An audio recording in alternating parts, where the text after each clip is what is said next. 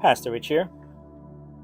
Now, I have to address the calendar and date of the Sabbath again because I see there's still people confused about celebrating Christmas and thinking that it's a pagan day. Now, look at this.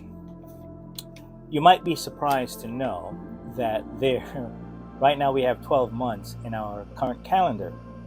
But did you know that it used to be 13 months? We have 52 weeks in the year, and we have 7 days in a week, a month carrying 4 weeks. Now, if you divide 4 into 52, you end up with 13 months. Now, to back this up, historically, you might want to know that there's two calendars that the world acknowledge, and that is the Gregorian and the Julian calendar. Now, what is the Gregorian calendar? That was from 1582, Pope Gregory the 13th, who decided to change the 13 months to 12. Yes, our calendar has changed. So also in BC 45, Julian Caesar, thus giving us the Julian calendar. That is the calendar that we use today. And guess what? Did you know that it was Julius Caesar who gave us the January 1st as the New Year date? And did you know that it was he who changed the January 1st from March 1st? So this is going to mess up many of you thinking that December 25th, you shouldn't, because that's nonsense, because our current calendar is messed up anyway. The day is irrelevant, my friends. God was from the beginning, and he has no beginning and no end. So, what day did God exist? There is no such thing. When did he create the earth? That has a origin date. He said that's when he started the first day, second day, and so on, and rested on the seventh day. A day to the Lord is 1,000 years, and 1,000 years as a day. We don't know. Now, going back to, can God create the earth in one day and let it appear to be billions of years old?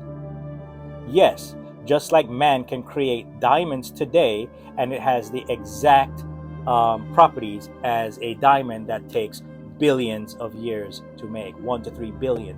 Look it up yourself on Google.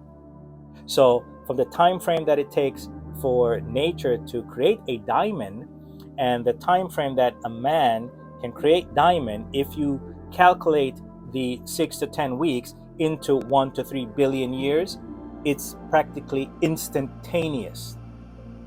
The same way Jesus can create wine from water with the appearance and taste of aged wine that took years to create.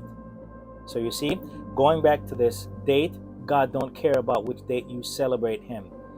Just that's why it's in scripture by Paul, when Paul said, you think that this day is of value and this day is not of value. Guess what? It doesn't matter. If you want to worship on that particular day, to you, God acknowledges it because you are serving God on that day in honor of him. And if you choose not to, you're honoring God because you don't think that this is the day appointed for God. So God honors your decision as well, because it's not the day, it is the fact that you are doing it for God in that manner. Now, remember, yes, the Israelites were told to do it on a specific day. And even then, during their existence, the calendar was changed because of Julius's time. And anyway, I already said that. But also, remember what Jesus said in Mark chapter 2, verse 27. The Sabbath was made for man, not man for the Sabbath. In other words, what he is saying is that God created the day for us. Because you ever heard the term, you're working yourself to death? So as a example of God working for 6 days and resting on the seventh day, he commanded us to take a day of rest because we are created in his likeness and image, and he wants us to be holy as him. And to do so, we have to do as he does. He rested, so he gives us a day of rest. That's what it is, a day of rest. Did not Jesus say, if one of you have a animal that falls into a ditch, will you not get up and work and help and rescue that animal, even though it falls on a Sabbath? That's why he healed people on the Sabbath, to show them, stop being so picky and nitpicking of things that don't matter to God.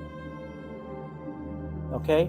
So the day could be Wednesday for a person that work all the other days, and that Wednesday can be your Sabbath.